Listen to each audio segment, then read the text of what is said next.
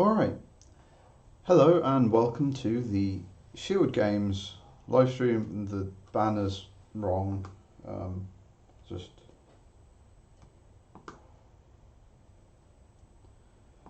hide that, I guess.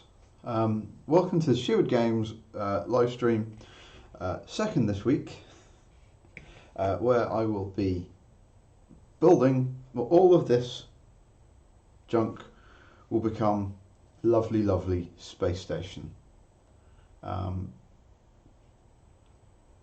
So whilst it looks complicated and there's a fair number of parts, it's not actually that complicated to build. It's just a little long-winded, and to be honest, part of tonight's goal is to try and figure out a better way of organising the parts, because as you can see we've got this big pile, and these make up like the outer shell of the space station that we're going to attach these cardboard parts to, and unfortunately the first thing we need to do is sort them, just for ease later.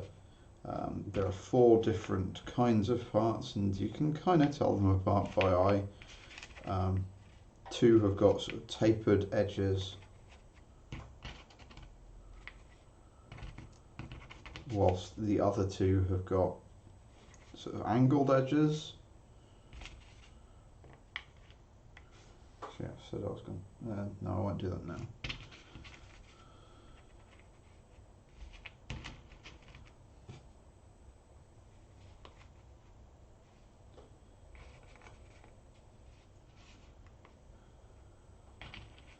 But there are 20 of each part, and each of the station's 10 ring segments has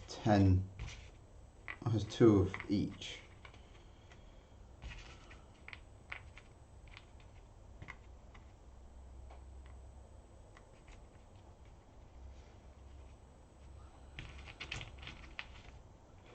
And as the build continues, you'll start to see how they all go together.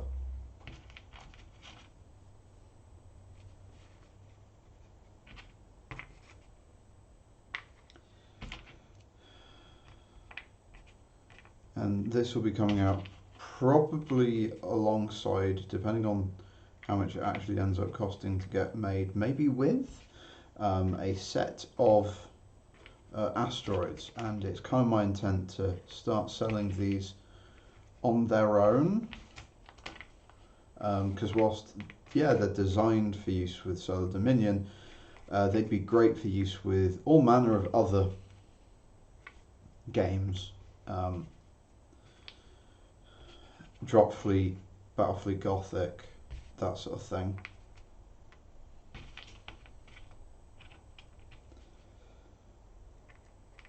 Just to give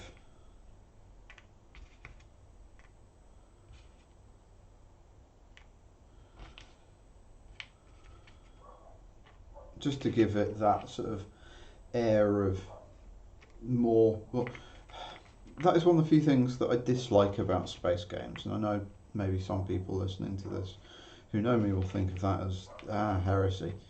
There's a thing Connor doesn't like about space games.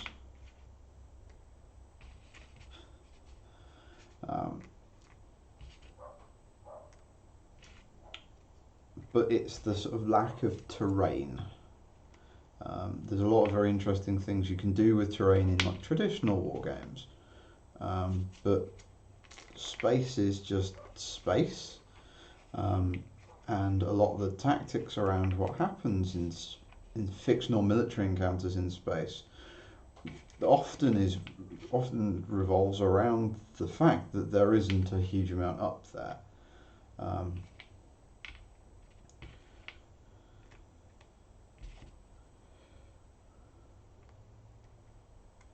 Or you start to get into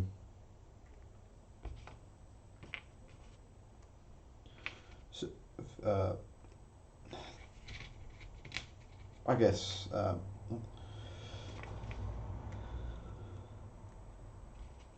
Star Wars, Star Trek.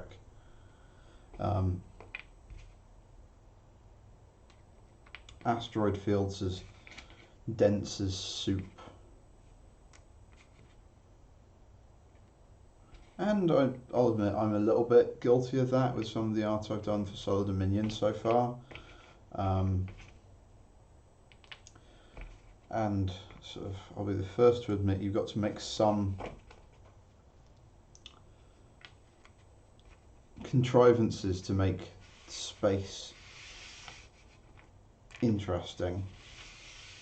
For instance, even The Martian, which is one of the hardest sci-fi books ever written, probably like the film that is like the hardest science fiction ever produced.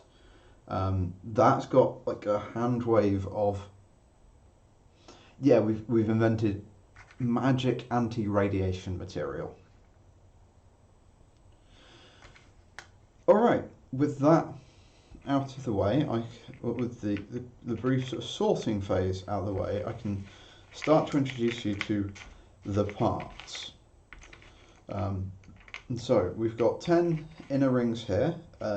These probably won't be rings, so I've realised that since a design change from the first version, they don't actually need to have these cutouts in the middle. We have got the 4 end caps. We've got 4 rings for the end caps.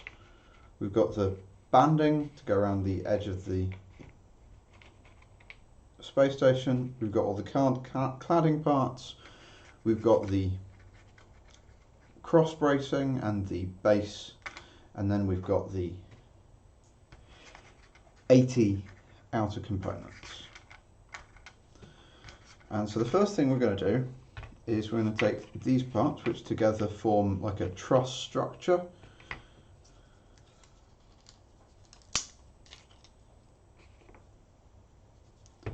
And we're going to glue them together.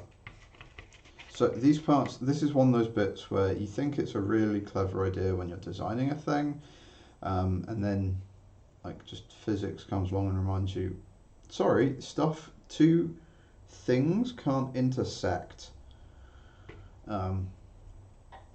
It's not the end of the world. You'll see that the first 3 parts go together quite neatly, but then like the 4th part has got nowhere to go. So currently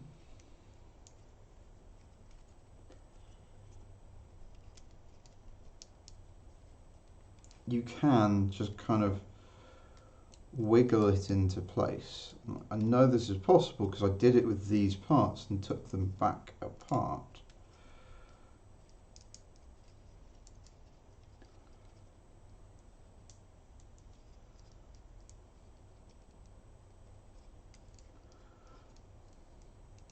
And now I'm doing it on camera, and so obviously everything there.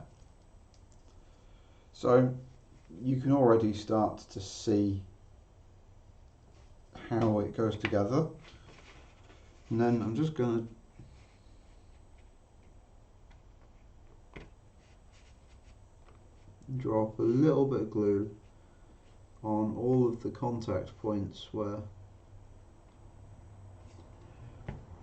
this top section will join onto it.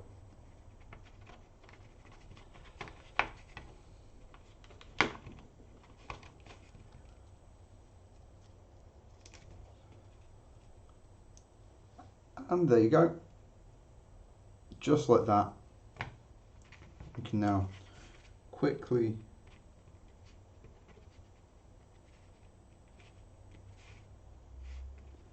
repeat it on the other side, but we've got a very basic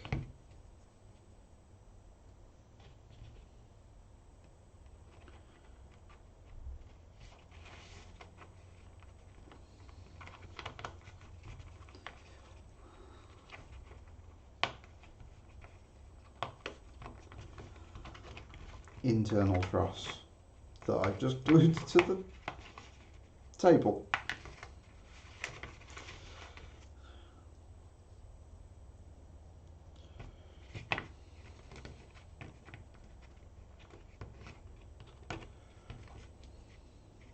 There we go.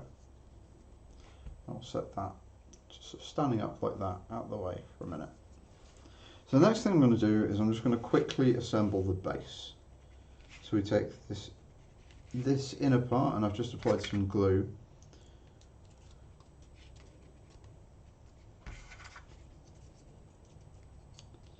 And then we just slide these parts on, which gives us this little stand, which you notice has got like forks on the end. Once it's glued in, I will show you.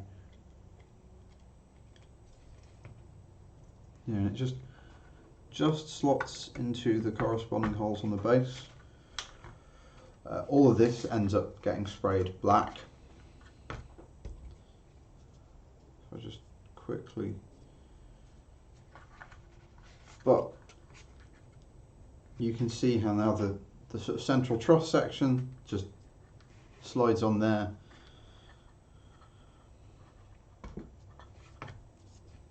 And you've got yourself a base. So now comes the slightly long and tedious part. You take one of these central rings, and then we apply glue just around the outside to two of the pegs. And then we take two of the exterior pieces, and making sure that they sort of angle away from each other. If I just sort of hold that up to the camera, you can see they both taper away from each other.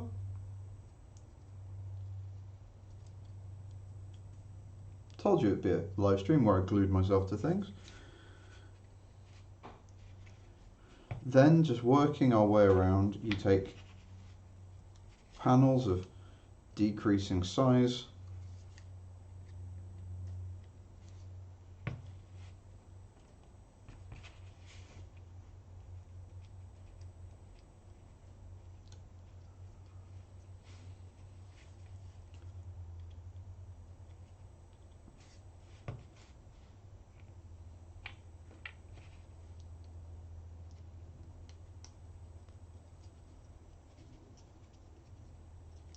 until you've reached the smallest one, at which point we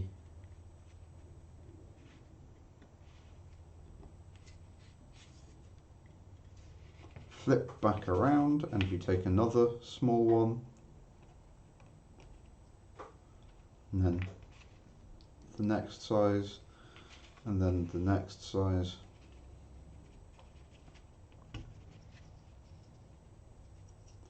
And so like that, you can see how we get one space station segment, and how it's not difficult, it's just a little bit fiddly.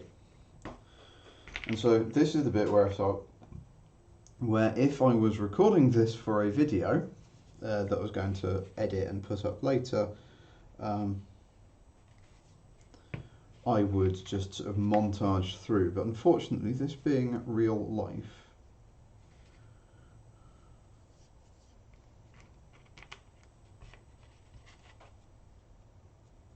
you can't do that.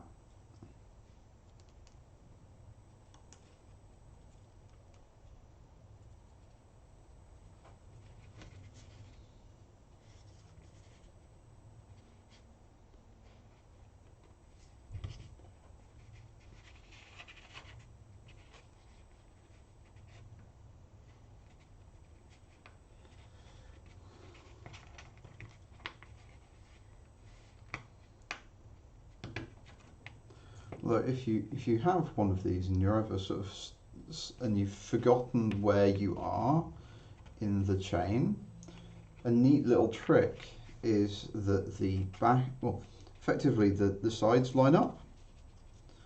So just look at the pieces you've already got and find the piece that has one side that's the same and one side that's smaller, and it'll be the next one. It is, however, quite important that you do get them right.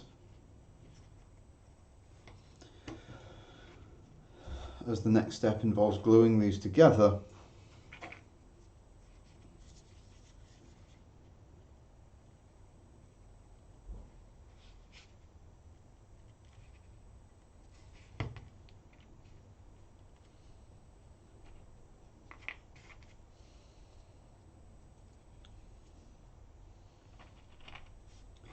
And unless the angle on the side is correct, they don't go together.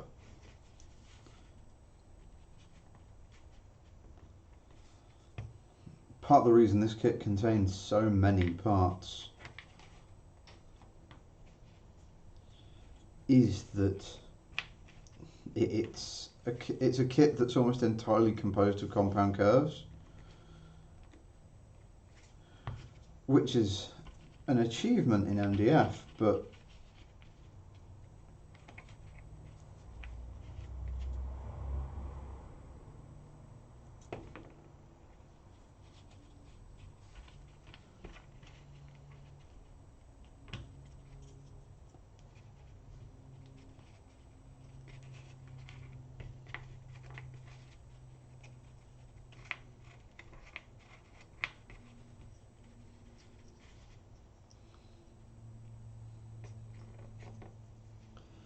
does make for slightly tedious building.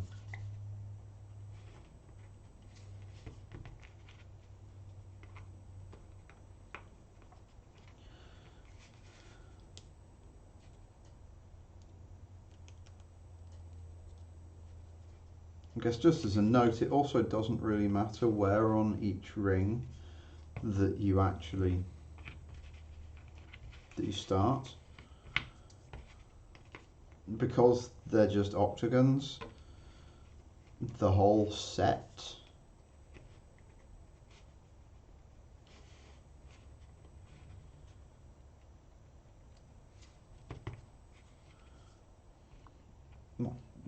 each side is the same length.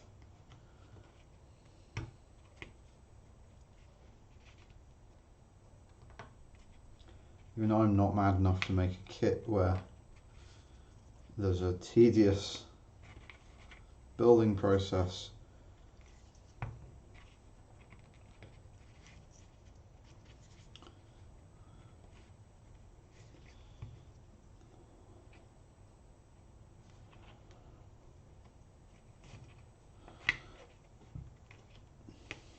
I try and avoid putting gotchas like that in my kits.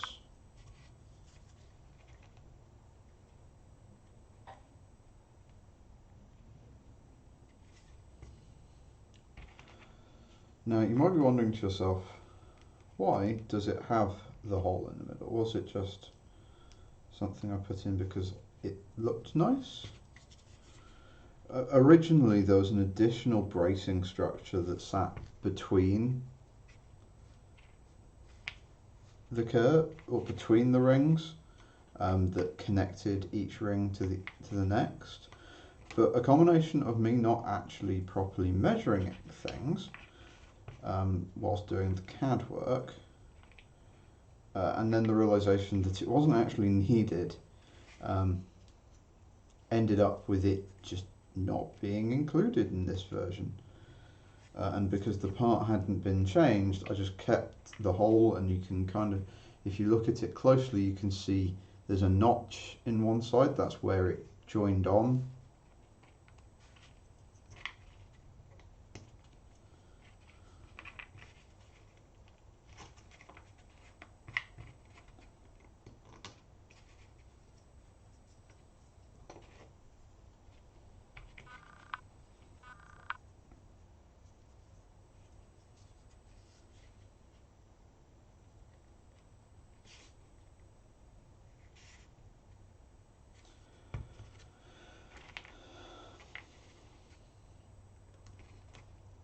Honestly, the next prototype, which will likely include, which will include lighting. So that's kind of funny. I will make one that's not got this hole in, and then I will have to drill some holes for the wires. Um,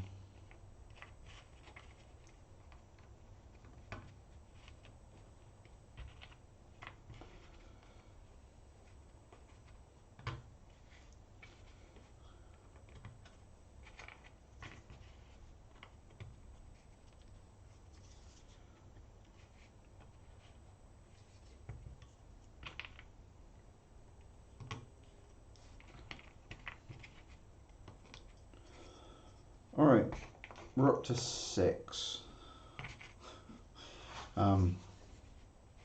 One of the other things that's planned for this kit is a version that's sort of half under construction.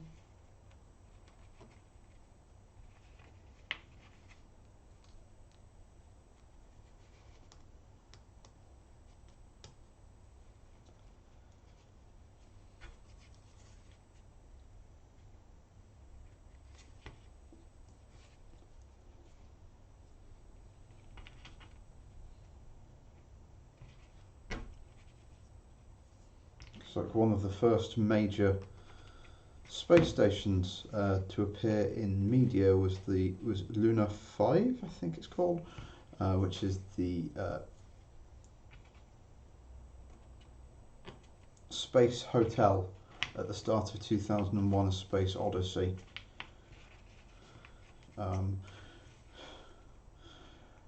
Where Kubrick, or whoever was doing the VFX and the models for it, thought that Pan Am would be by 2001 doing flights to the moon, or at least into low Earth orbit. Pan Am, I think, if memory serves, filed for bankruptcy recently. But they don't exist. But the space station from 2001 had 2 rotating sections, one fully built and the other one this sort of gorgeous image of sort of red rebar frame with sort of the start of the superstructure that obviously its completed counterpart had, just sort of out of sight. And I love the idea of being able to have that in model form, and one advantage of making your own model kits is when I have a feeling like that, I can just go away and do it. But I thought, let's get the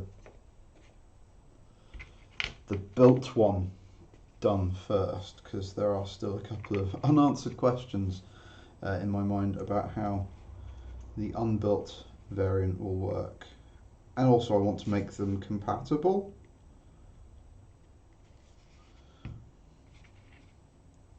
And ideally compatible without having to cut one of them up.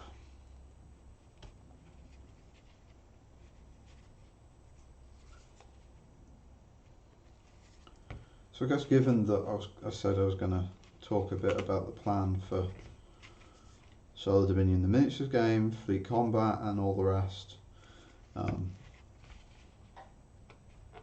So Fleet Combat is going to be coming out in January. I'm aiming for probably January 25th as a launch date for the Kickstarter.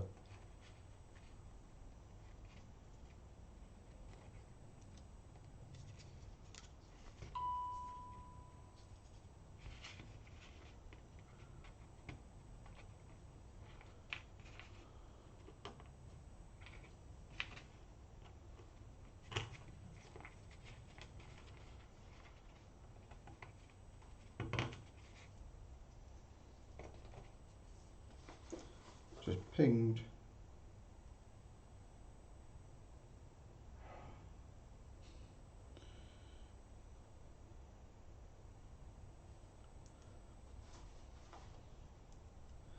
Right, one left. But yeah, as I was saying, probably, hopefully, January 25th for the launch date of the Kickstarter or thereabouts. 28-day Kickstarter, and then I will have the added bonus that I will already have some of the material, or much of the material I will need to be able to get started.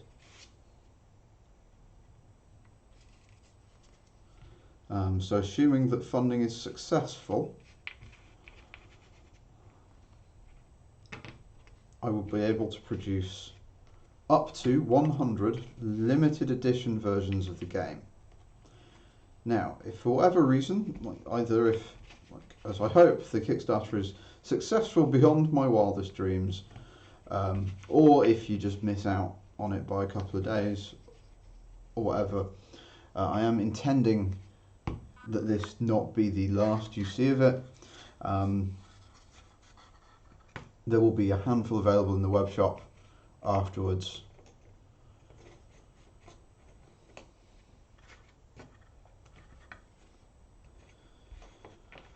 Alright, so all 10 segments are done, and so the next thing we've got to do is these need to be glued together into sets of 5. I'm going to do that by taking one of them, applying glue to the outside rim, taking a second one, and then carefully just lining them up, doing our best to line up the different segments.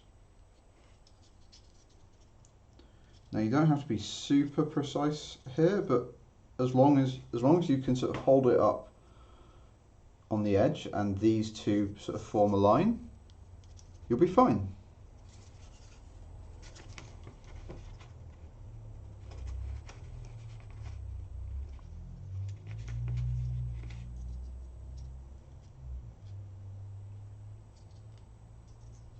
Just gonna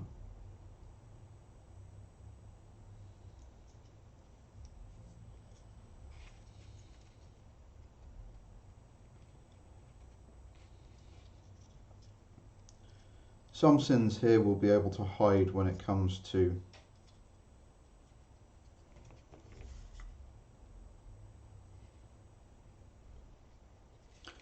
putting the cardboard cladding on the side.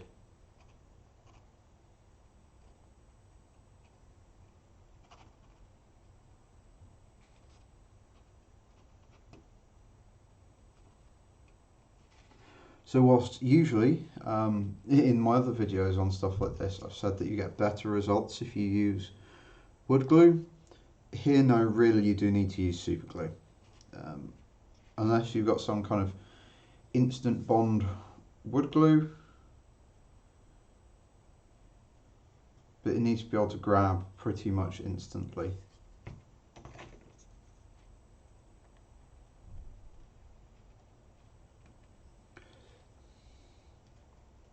But what you're aiming for is 2 sets of 5.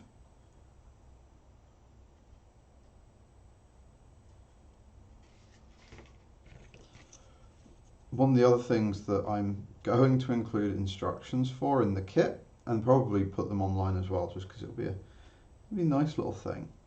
If you wanted to build, because this station has kind of been designed around the idea of there being 2 segments to it, but if you bought 2 kits, you'll get enough parts to connect, or to effectively build one full one and one under construction. So you can sort of see here how it starts to go together. And actually, it's like a quick little sanity check before you go much further. If you can sort of stick this on and it sort of fits, you're on the right track. Now, again, like with just building 10 segments, we've got to build 10, or glue together the other 5.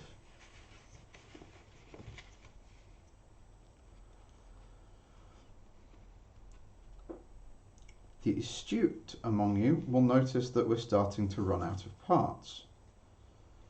That is because we are rapidly approaching the end.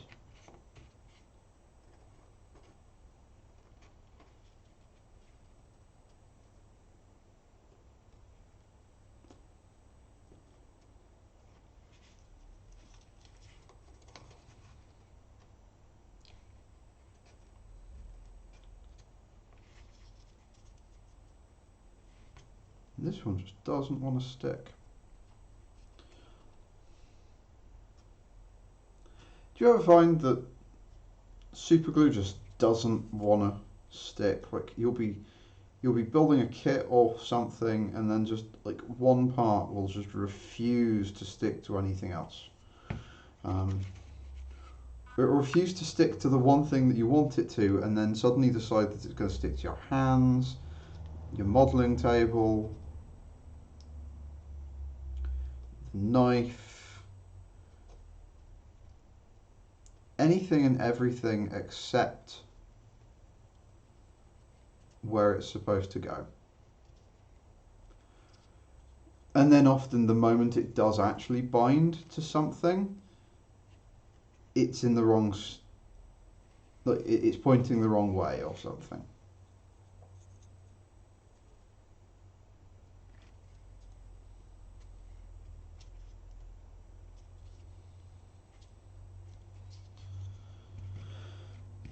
So there, we've now got two little over quarter rings, and so the next thing we're going to do is we're going to stick on the end caps. So the kit comes with 2 long arcs, 4 medium arcs and 2 short arcs, and for each half you want to take half of those, so 1 short, 1 long and 2 medium. Doesn't take a rocket scientist to figure out where these go.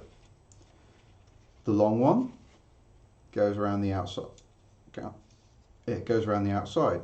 The short one goes around the inside. The medium ones go across the top and bottom. So the first thing you're going to want to do is sort of just double check.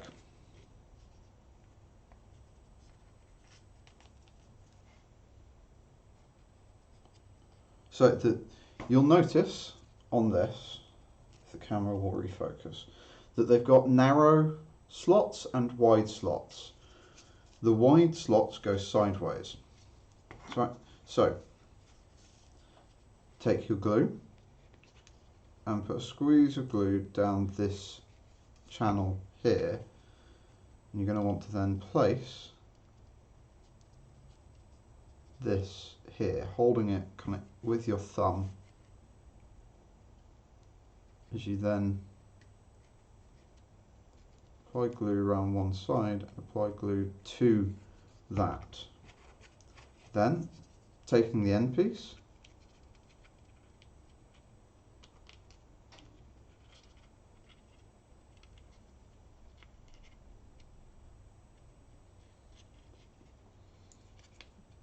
you want to glue the end cap in place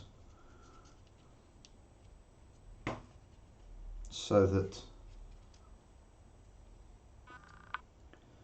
those channels line up with the edges,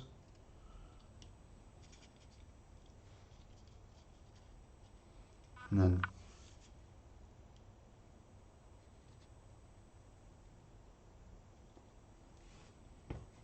just going to repeat that on the other side.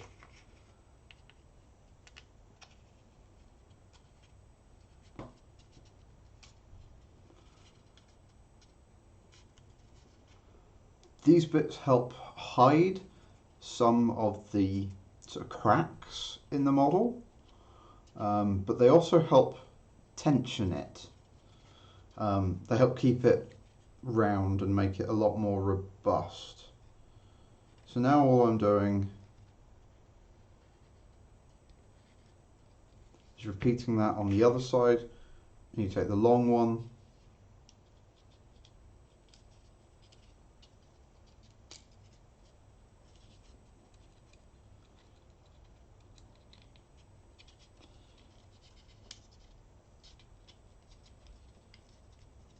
and just press it into place.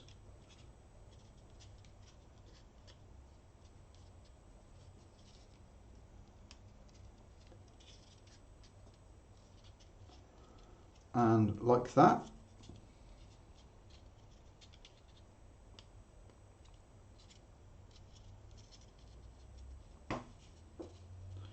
We're now halfway to having these bits done.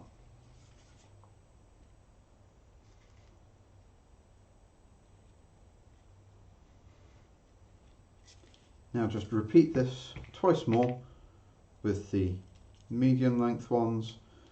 These ones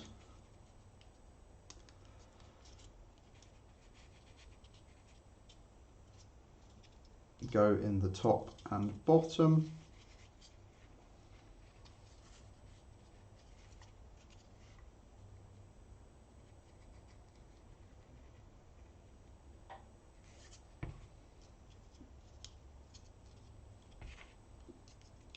Now this bit you can do just with PVA, white glue, wood glue, etc.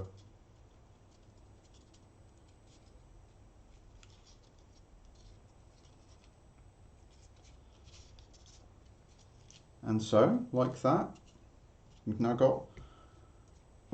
So, actually, before we move to the other side, I will do the remainder of this. So if you just sort of apply a ring of glue around the outside, take one of these octagons and place it so that it roughly lines up with the shape out of the outside.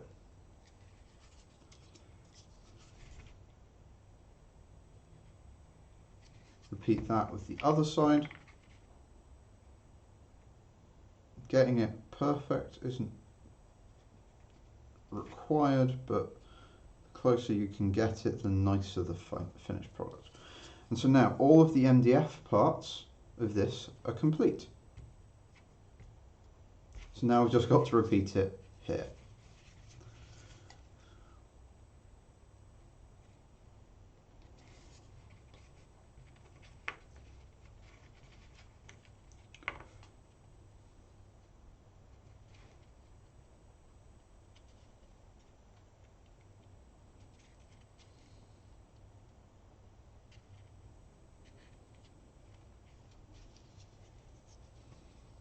So I have contemplated using sort of a similar technique to make pipes for other games, but to be honest, I think a mixture of 3D printed and just readily available injection molded parts, as well as using literal actual plumber's pipes, works better there. And like almost everyone's got access to some kind of hardware shop or builders merchants or whatever DIY shop where you can buy just literal PVC pipe for pennies. And so whilst I might make some MDF bits for sprucing up homemade pipe-based scenery, I can't imagine there's a huge amount of demand for being able to build really complicated 100+ part MDF kits that just make a pipe. I don't know, could be wrong. I've seen a couple of other people build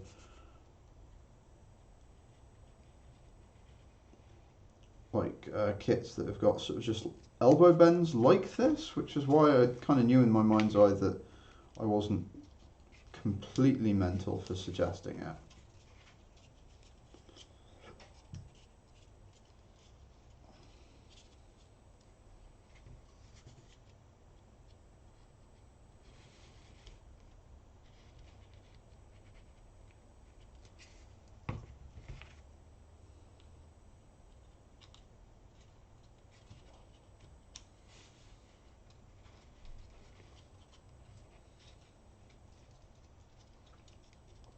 Alright, with the outside sections done, I can just apply a little bit of glue.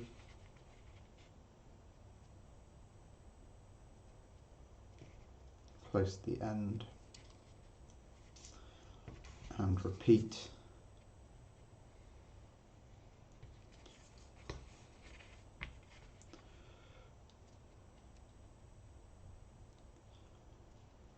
And with the exception of final assembly, that concludes the MDF portion of building a space station.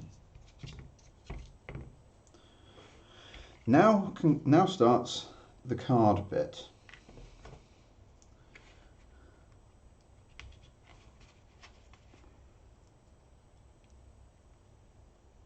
So, one of the things I'm still getting the hang of with my new laser is figuring out the appropriate, call them feeds and speeds. And this comes from like the CNC world, where you're talking about a spindle that's moving a piece of material, that's moving a milling bit, which is like a drill bit but designed to cut sideways instead of just down. But ultimately it's laser power and how quickly the laser moves. So I'm going to do these one at a time. And as you can see, I can cut through cardboard, but occasionally just like little bits like this. I don't know if it's just like little variations in the size and the thickness of the cardboard, but some, like the little windows and one or two of these, I had to cut out, just sort of poke out. So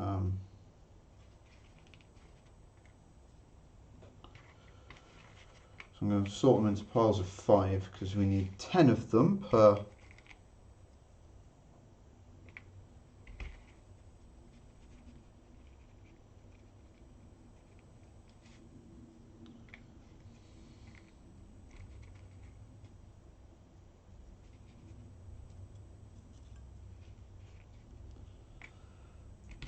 segment.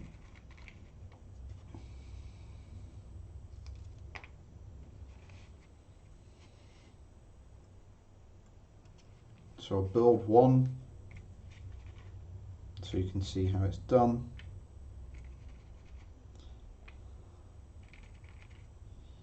Three, 4, 5, 1, 2, 3, 4, 5, and then 2 end caps.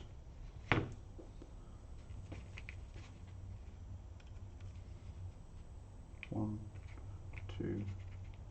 So you can also see that each of these parts is scored, so it bends, and just trying to make sure that I've got the right power for scoring and not cutting, because it's almost the inverse problem of making sure that all of the cuts cut all the way through. Sometimes the material isn't actually thick enough, and so a laser power that'll just score most of the time, just very occasionally cuts, like then. But that's not the end of the world. The score's there to be helpful.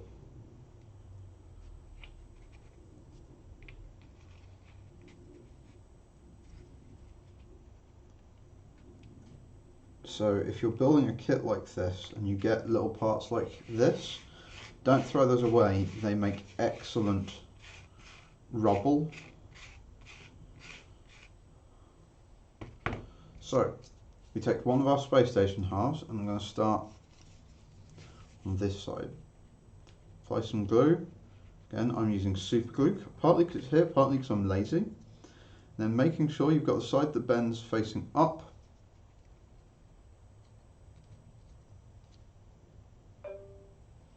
just place it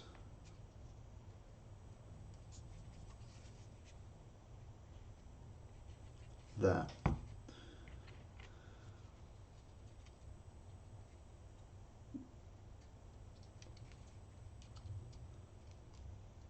Now if you just hold it a second for the glue to grab.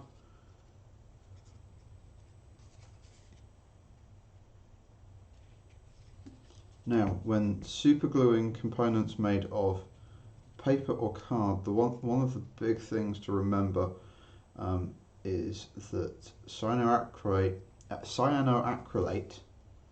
the material that super glue is made of, and if you're American you know it as CA glue,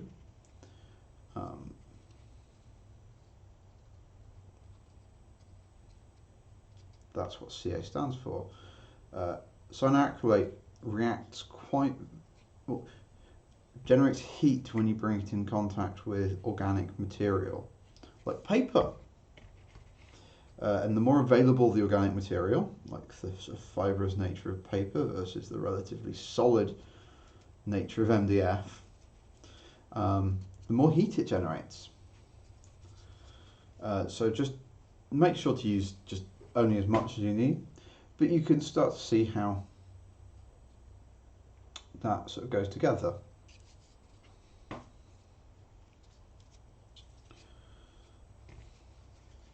And then we're just going to repeat the process on the other side and with the other type of pieces.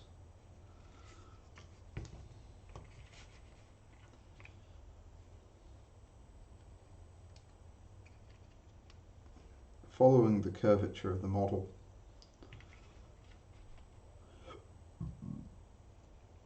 These ones will be a little bit of a tighter fit, but they should fit fine. This is one of the big improvements from prototype 1 to prototype 2, is that I forgot that card has a thickness when building prototype 1.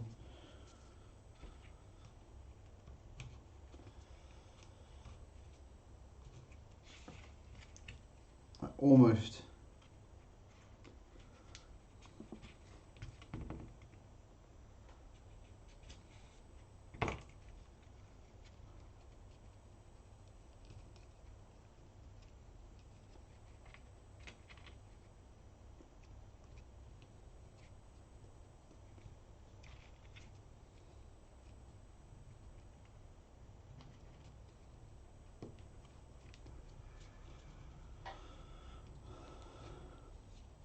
quite a little bit of brute force, but not a lot. But so,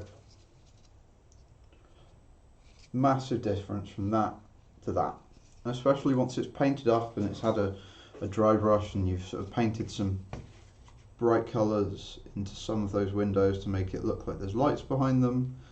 And actually is a massive tip if you're ever painting anything like this or a sort of big modern building. Mix up a very light blue, yellow, orange and red. All of them should be very close to white. Describe them more as off-whites than actual colours, but paint different windows, different ones of these shades if they're meant to have sort of lights behind them. Actually, if you look at photos of like Sydney or New York or any other city with a lot of high-rise buildings, one of the things that you will start to notice is that you can tell in skyscrapers specifically who's using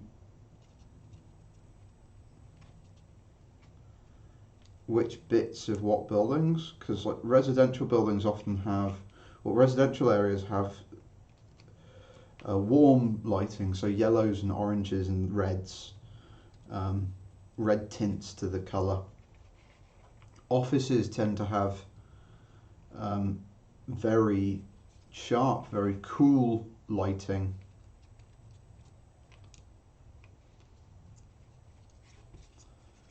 Restaurants tend to have coloured accent lighting.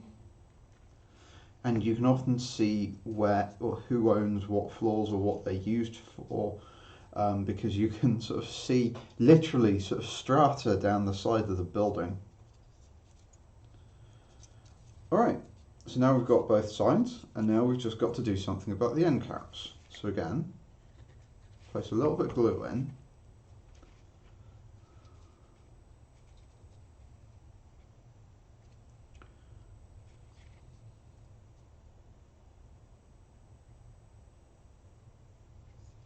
And then making sure that the set of 3 is facing in towards the curve, just drop it in.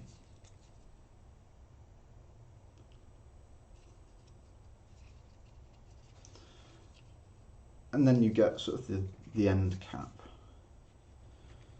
This is one of those cases where you have to sort of use a bit of your imagination as to sort of how this stuff's going to look, because obviously we don't have big ring space stations, and there's not really any call in Earth-based architecture to make buildings like this.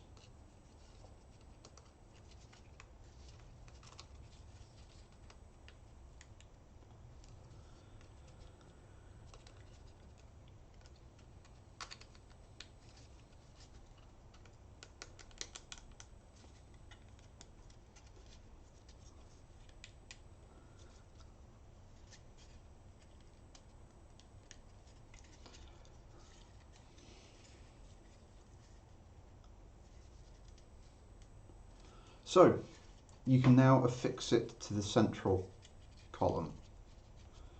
I'm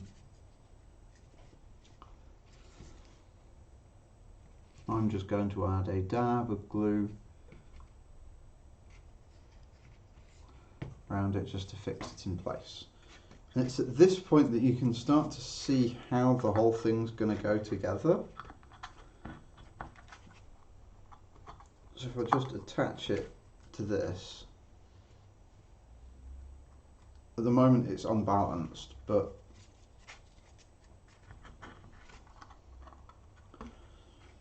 you can definitely sort of see it. And this isn't going to be the last prototype. I'm still not super happy with this joint section in the middle, and so I might, well, and the situation with the having to make those 4 overlapping bits will overlap. But I am building up a collection of little space stations. So actually here, just because I've got them, I'm going to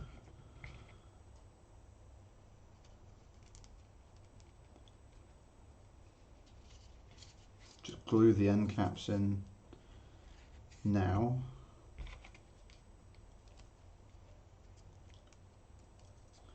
So one of the other things that I'm vaguely got planned here is to do a set of resin upgrades. So you'd get like little docking clamps or antennas that would fit around the outside here.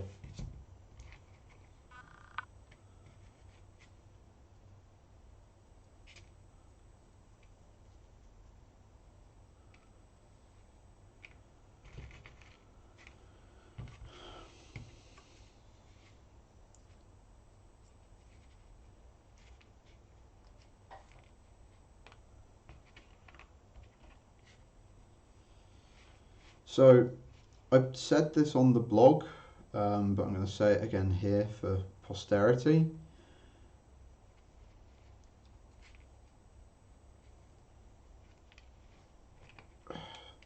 The Solar Dominion Miniatures game is taking a little bit of a backseat to Fleet Combat.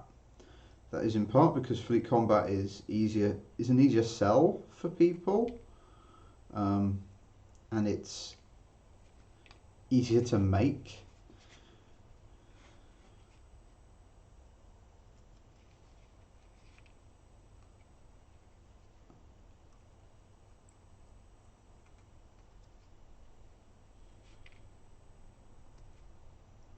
but also because I'm hoping it'll be easier to get people into the fiction and into the universe, and then use that to help sell people on, hey, there's this cool miniatures game as well, set in the same universe. But actually, one of the things I've been working on this evening before I was doing this was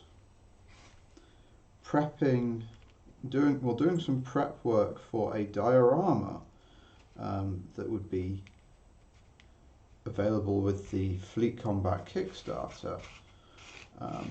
That would be a fight between a UNM and a IP3 ship. The idea being that as an added bonus for people who wanted it, you'd be able to get a small, well, the parts to produce a little diorama of a UNM and IP3 ship duking it out.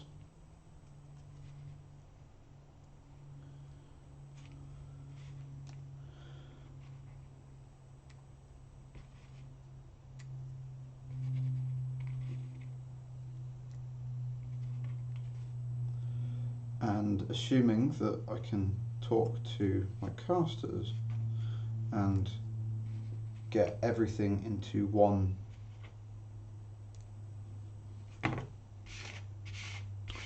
mold,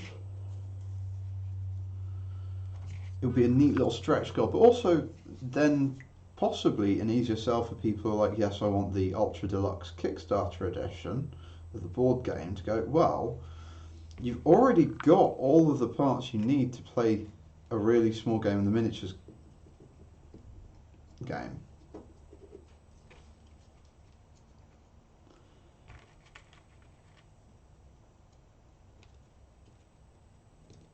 How about downloading them their quick start guide?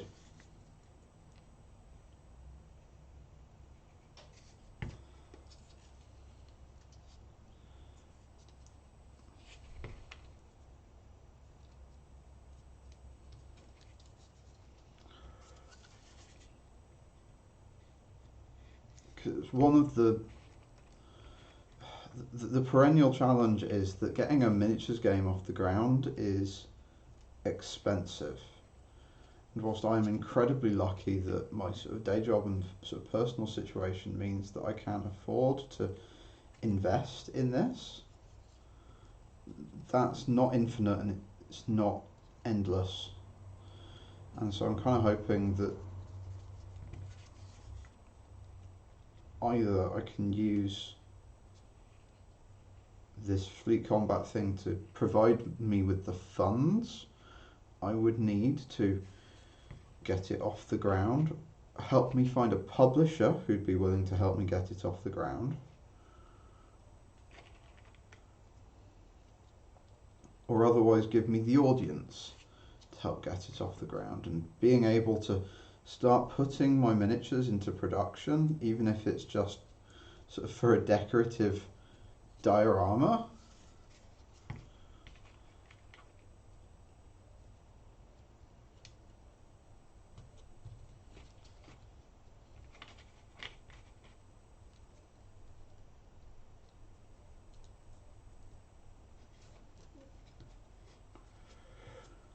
so incidentally, some samples arrived today for boxes for Fleet Combat, and it's partly because I'm not aiming for it to be a game that's sold at retail. I've got quite a few more options available to me than, say, someone who needs to make their box art stand out on a busy game shop shelf does. And so some of you will have seen sort of the box art for a miniatures game called Kingdom Death Monster. If you don't know what that is, remember to turn Safe Search on, for Googling that. Kingdom Death Monster is a psychosexual horror game. But the important part here is not the miniatures, not even really the game, but the box. Because Kingdom Death Monster is $175 for the base game, and the people I know who play it tell me that really, in order to play it properly or well, I say play it properly or well, to get the most out of it and not sort of run into a dead end and sort of not having enough content after sort of 20 to 30 hours of playing the game, it's that kind of game, you really need to buy one or two of the expansions that tend to run to $40, $50 a piece if memory serves.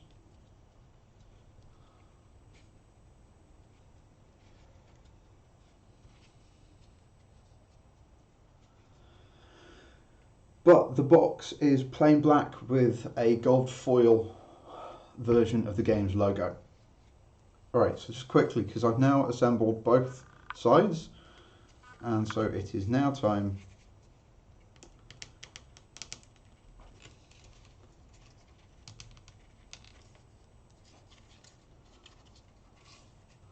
to force the two halves together. Again,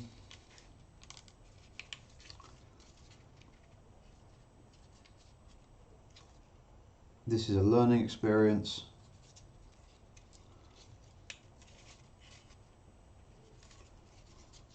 And as long as I learn from it, that's okay.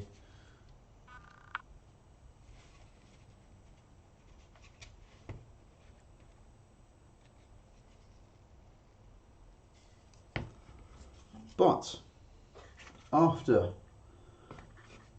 just over an hour,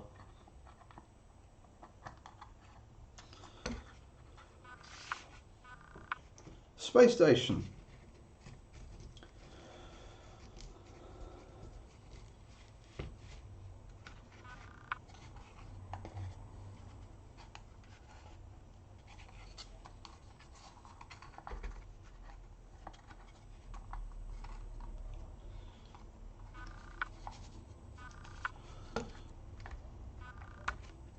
It's got a nice, be a little bit nicer if I could have it actually at like a proper angle as opposed to just sort of 45 degrees.